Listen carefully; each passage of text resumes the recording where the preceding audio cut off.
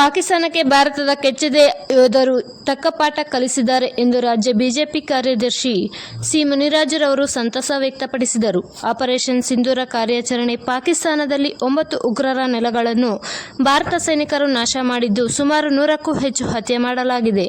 1947ರಿಂದಲೂ ಪಾಕಿಸ್ತಾನ ಕಾಶ್ಮೀರದಲ್ಲಿ ಉಗ್ರರನ್ನು ಛೂ ಬಿಟ್ಟು ಸಾವಿರಾರು ಜನರನ್ನು ಬಲಿ ತೆಗೆದುಕೊಂಡಿದೆ.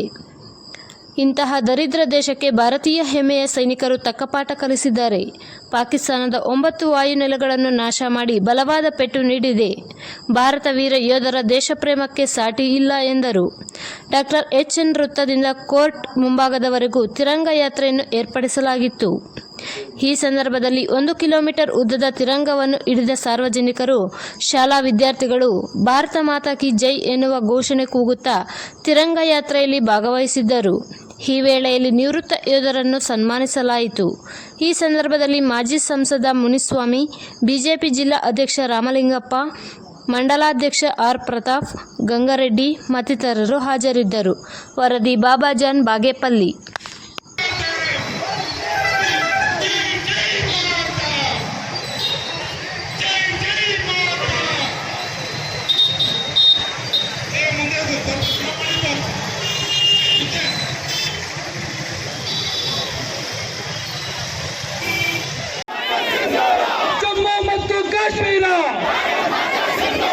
ಜಮ್ಮು ಮತ್ತು ಕಾಶ್ಮೀರ ಭಾರತೀಯ ಯೋಧರಿಗೆ, ಭಾರತೀಯ ಸೈನ್ಯಕ್ಕೆ ಭಾರತ್ ಮಾತಾ ಕಿ ಕಾರ್ಯಕ್ರಮಕ್ಕೆ ಪ್ರತಿಯೊಬ್ಬರು ಕೂಡ ತಮ್ಮ ಹೆಮ್ಮೆಯಿಂದ ನಾವು ಒಬ್ಬ ದೇಶದ ಸೈನಿಕರಿಗೆ ಗೌರವ ಕೊಡ್ಬೇಕಂದ್ರೆ ನಾವು ಹೋಗಿ ದೇಶದಲ್ಲಿ ಯುದ್ಧ ಮಾಡಕ್ಕಾಗಲ್ಲ. ನಾವಿಲ್ಲಿ ಬಾಗೇಪಲ್ಲಿಯಲ್ಲಿ ಅವರಿಗೆ ಹುರಿದುಂಬಿಸ್ಬೇಕು. ನಾವೆಲ್ಲ ಕೂಡ ಅವ್ರಿಗೆ ಶಕ್ತಿಯಾಗಿ ನಿಂತ್ಕೋಬೇಕು.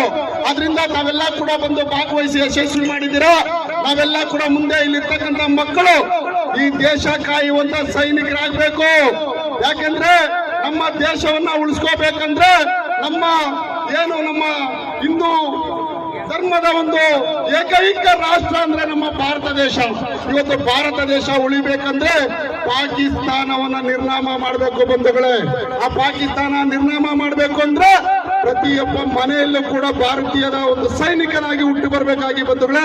ಆ ನಿಟ್ಟಿನಲ್ಲಿ ಆ ಒಂದು ದುರ್ಮರಣ ನಮ್ಮ ಭಾರತ ನಾರಿಯರ ಒಂದು ಸಿಂಧೂರವನ್ನ ಕಿತ್ಕೊಂಡಂತ ಆ ಉಗ್ರಗಾಮಿಗಳನ್ನ ಸೆದೆಬಡಿದು ಅವರ ಉಗ್ರ ತಾಣಗಳನ್ನ ಧ್ವಂಸ ಮಾಡಿ ಇವತ್ತು ರಕ್ಷಣೆ ಆಗಿ ನಿಂತ ನಮ್ಮ ಭಾರತದ ಸೈನಿಕರ ಶಕ್ತಿ ಏನಂತ ಇಡೀ ವಿಶ್ವದಲ್ಲೇ ತೋರಿಸಿದ್ದಾರೆ ಬಂಧುಗಳೇ.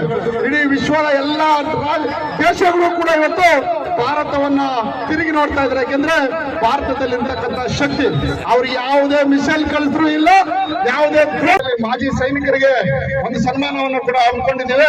ಈಗ ನೆರವೇರುತ್ತೆ ಅದು. ಅದಕ್ಕೆ ಮೊದಲು ಮುನಿಸ್ವಾಮಣ್ಣ ಅವರು ಮಾತಾಡ್ತಾರೆ. ಮತ್ತು ವಿಶೇಷವಾಗಿ